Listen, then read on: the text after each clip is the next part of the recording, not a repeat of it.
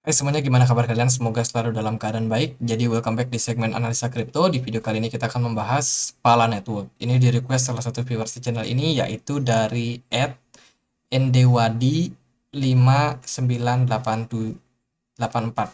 Jadi thank you banget udah request untuk Pala Network. Kita akan coba untuk ulas seperti apa project ini. Jadi ini adalah project komputasi Web 3.0, teman-teman.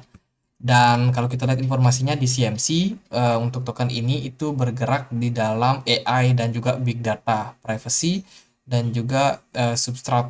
Dia bergerak di jaringan Polkadot.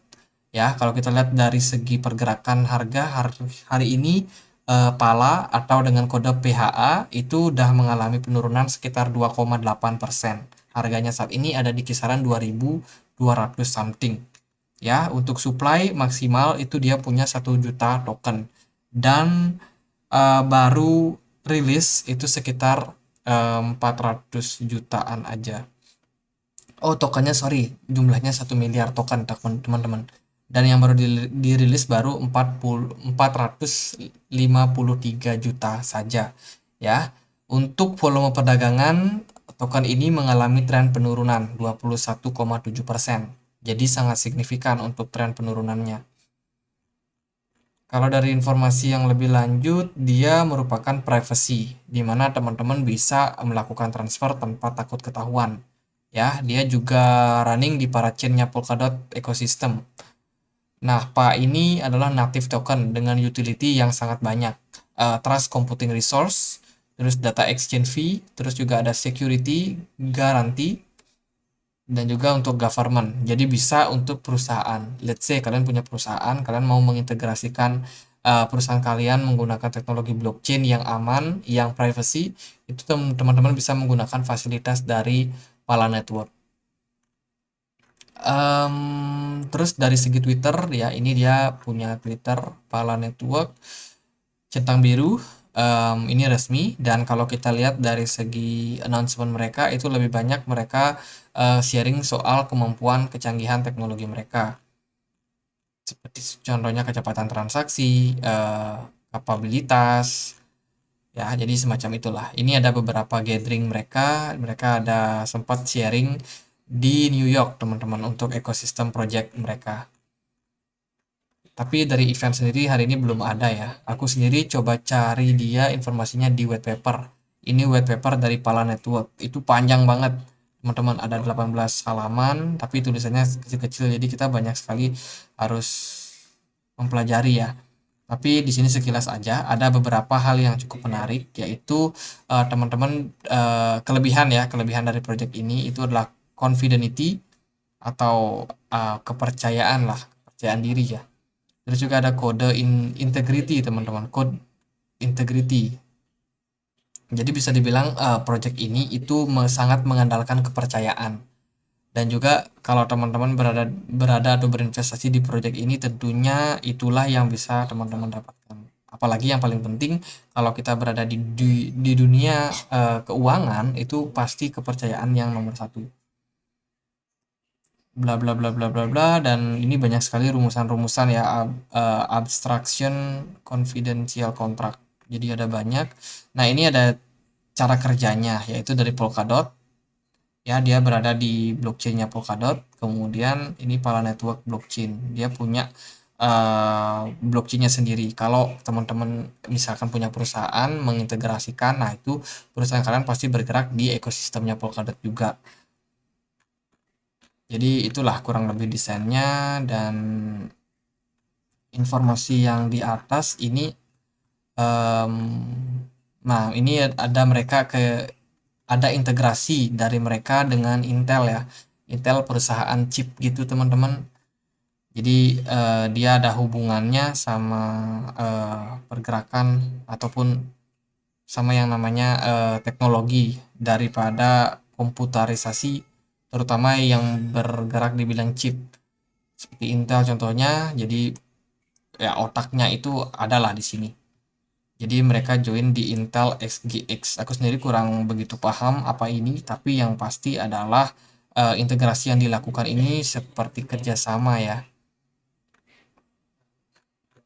Jadi kalau teknologi AI biasanya memang dia berfokus sama data, teman-teman. Jadi data di jaringan tersebut itu bakalan menggunakan teknologi AI. AI kan artificial intelligence, di mana AI ini sebenarnya bisa belajar, teknologi yang bisa belajar setiap waktunya untuk perubahan ya. Kalau ada perubahan apa, teknologi ini bisa mempelajari perubahan tersebut, pola-pola tersebut, sehingga di masa depan tentunya pola-pola ini bakalan bisa menyesuaikan dengan keadaan.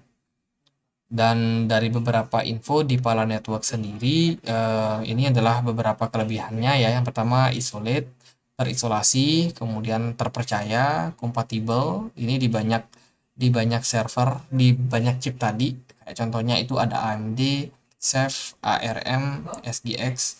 Terus juga dia sifatnya desentral, desentral sehingga untuk pemantauannya tentunya bisa dipantau dengan banyak network ya.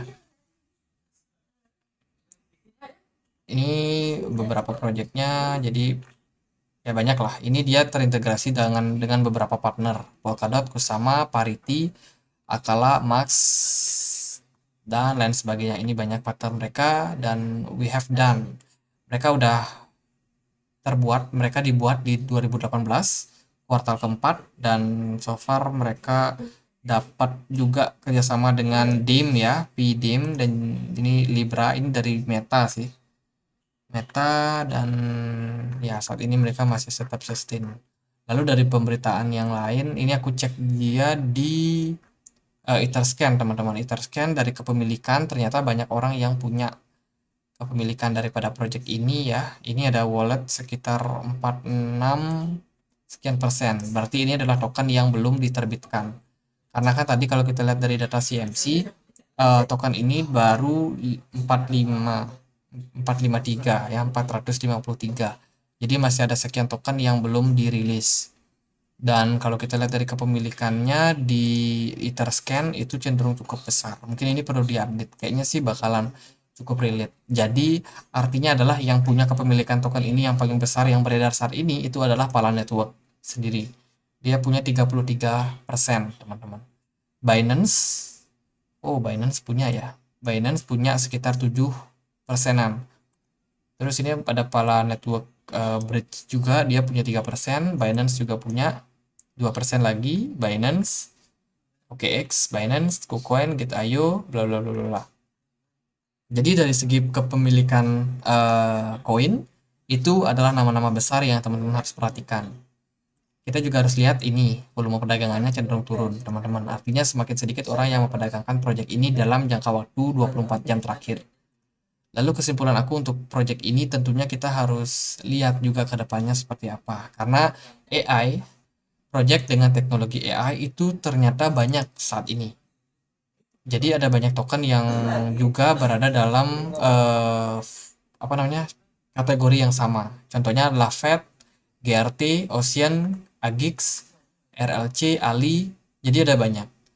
Nah, ini salah satunya. Apakah dia bakalan tetap bisa konsisten dengan posisi saat ini? Kalau kita lihat sih di CMC, dia ada di posisi 1, 2, 3, 4, 5, 6, 7, 8, 9. Ada di posisi 9 dari sekian project AI ya. Tentunya kalau teknologi AI booming, kedepannya semakin canggih, semakin bagus, ya bisa aja untuk AI ini mengalami penguatan, terutama dari segi harganya. Kita akan cek dia dari harganya, PA, PHA, sementara dalam kondisi koreksi setelah kemarin sempat ngepam ini di Oktober 2022, terus Januari kemarin tanggal 25 juga ngepam, dan so far sekarang lagi dalam fase koreksi. Untuk support resistance yang bisa teman-teman perhatikan itu di kisaran 0,1, ini cukup menarik menurut aku pribadi. Dan juga di harga saat ini ya, harga saat ini udah mendekati EMA 100-nya di kisaran 0,13. Itu juga menjadi level yang menarik buat PHA, teman-teman. Jadi kalau dari segi harga mungkin belum bisa kita andalkan deh kalau menurut aku pribadi. Karena apa? Karena supply mereka ini tidak tersebar di banyak project atau di banyak address ya. Project mereka cenderung berpusat sama Pala Network sebagai pemilik terbesar 33%. Terus juga Binance ini punya sekitar 9% dari totalnya. Jadi ya kebanyakan mereka lagi yang punya. Jadi kalau market retail itu cenderung kecil teman-teman, dan ini akan berdampak sama pergerakan harganya juga. Mungkin Pala Network ya nggak terlalu gimana-gimana untuk pergerakannya. Tapi kalau pas teknologi AI lagi booming lagi, ya giliran koin-koin AI naik, nah itu Pala Network pasti berpotensi buat naik. Tapi kalau jangka pendek yang aku lihat belum ada tanda-tanda hal tersebut terjadi. Mungkin kalau teman-teman mau invest project ini silakan. Untuk selalu Dior, teman-teman bisa cari harga-harga yang menurut kalian murah. Kalau menurut aku harga murah itu ada di kisaran 0,12 atau di bawahnya. Itu mungkin ideal buat kita untuk ambil barang. Di posisi saat ini ya masih dalam posisi yang cenderung volatile karena kita menjelang FOMC meeting di tanggal 2 Februari nanti. Hari ini baru tanggal 31 Januari. Jadi gitu aja buat para network. Semoga bisa bermanfaat buat teman-teman. Kalau ada project lain, ada koin lain buat dibahas, boleh tulis langsung di kolom komentar. Akhir kata, saya Andre, makasih.